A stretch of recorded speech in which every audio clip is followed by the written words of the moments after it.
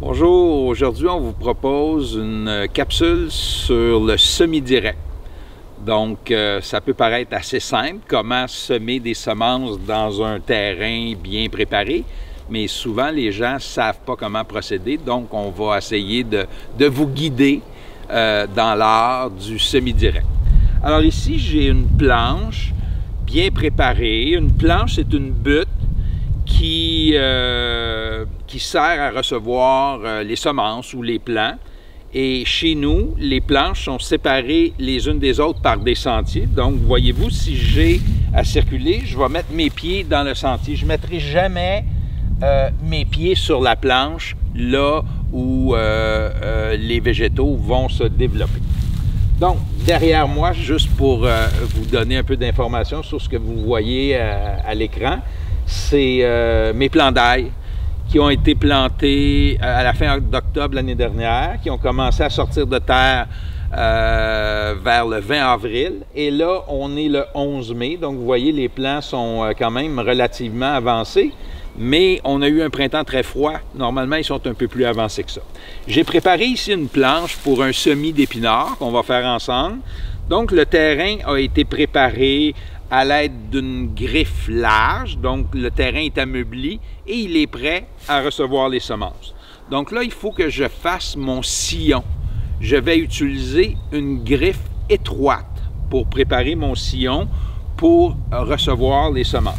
Donc, je vais tout simplement passer mon outil comme ça, de façon à créer un sillon qui va faire peut-être 2 cm de profondeur.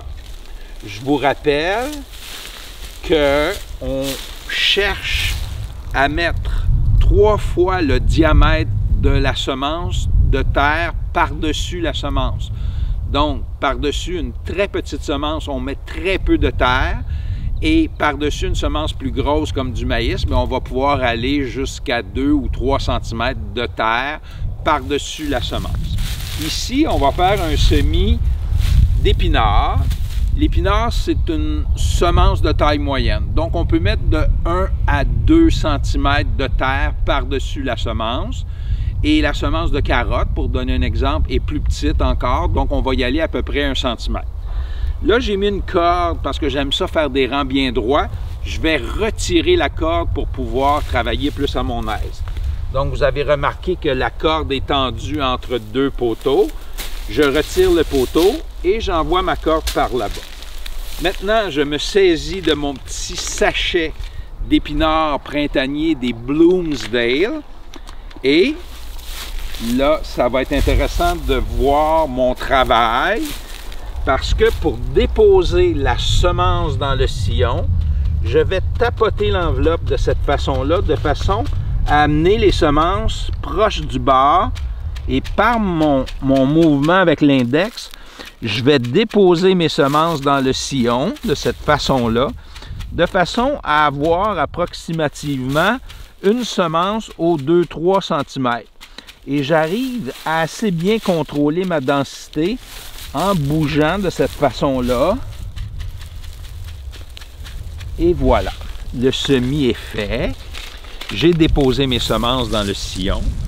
Maintenant, ce que je dois faire, c'est de recouvrir ces semences-là. Donc, je vais utiliser encore une fois ma griffe et à l'aide de la griffe, je vais prendre un tout petit peu de terre et combler mon sillon avec 1 à 2 cm de terre. Et puis, ma dernière étape consiste à plomber. Alors, le plombage, c'est une opération, c'est une intervention par laquelle on rétablit la capillarité du sol. Donc, on va favoriser la remontée capillaire de l'eau. Donc, l'eau qui est en profondeur, grâce au plombage, va remonter vers la surface, ce qui va stimuler la germination. Donc, ce qu'on a à faire avec la bêche à renchausser, donc c'est une bêche quand même assez grosse, on va appliquer une pression sur ce qui était le sillon, comme ceci. Alors, je ne pèse pas trop fort, mais ça va faire le travail. ça va rétablir la capillarité du sol. Alors évidemment, l'idéal, c'est d'avoir une bonne pluie. Si on a une bonne pluie après avoir effectué le semi-direct, bien, ça va germer très rapidement. Si on n'annonce pas de pluie, bien, il serait peut-être adéquat ou avisé de faire un petit arrosage sur la zone semée pour favoriser une germination rapide et ainsi avoir des épinards le plus rapidement possible pour intégrer dans nos salades ou pour préparer un petit sauté d'épinards. Alors, je vous remercie d'avoir été présent et je vous dis à une prochaine capsule.